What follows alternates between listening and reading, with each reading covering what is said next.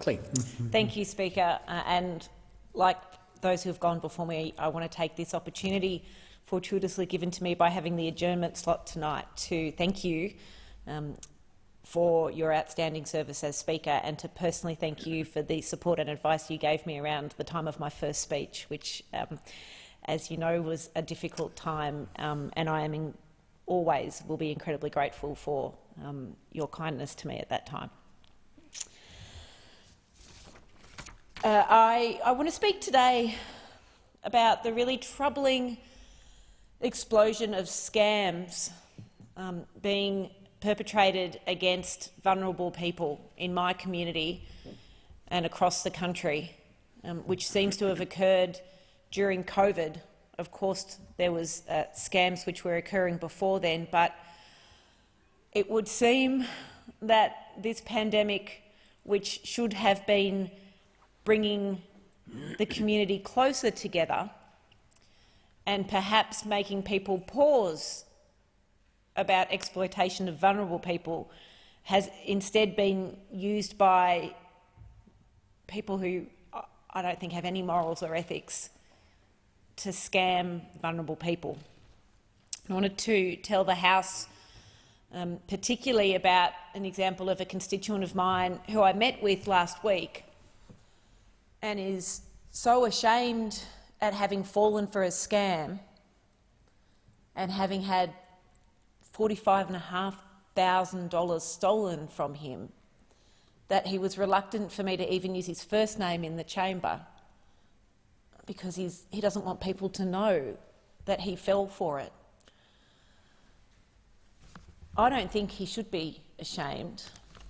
I think he should be angry. I think he should be angry at the people that perpetrated the scam that I'll explain. And I think he should be angry at how he's been let down by federal government agencies and processes that weren't good enough. My constituent is in his late 70s. He's a pensioner with limited assets, most of which he's using to support his wife, who is in an aged care facility with poor health. He had been saving up because he knows he will outlive his wife, and he had a dream of going to Iceland. It's something he'd been thinking about for his whole life, and that's what he was going to do when he no longer was in the position of having his wife around to care for. Because he lives alone and he's a man who had a good career in the past, he uses his computer a lot, and he had an IT consultant who, to fix IT problems, like many of us are familiar with, would access his computer to do it remotely.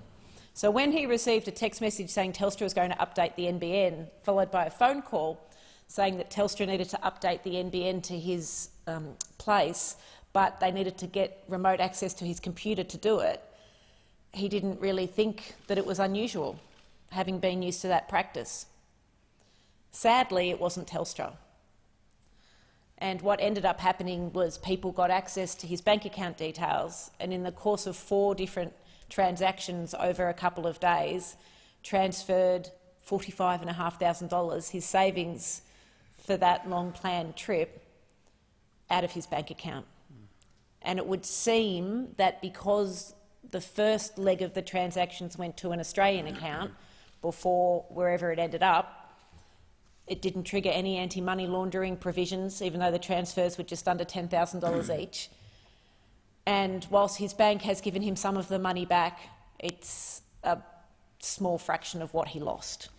He called Scamwatch and Acorn, and his words to me are that after I contacted the government bodies Scamwatch and Acorn to report my experience, neither indicated particular interest in my case nor offered assistance. So I'm relying solely on the bank paying me something back. It's just not good enough. It's just not good enough. That's why I am very pleased that Labor has an anti-scam policy that we will take to the next election, to establish a national anti-scam centre, to fund identification recovery services, to work to make it easier to help people recover their money. It won't help my constituent, but help so many other vulnerable people who shouldn't be targeted in this way. Thank you, Mr.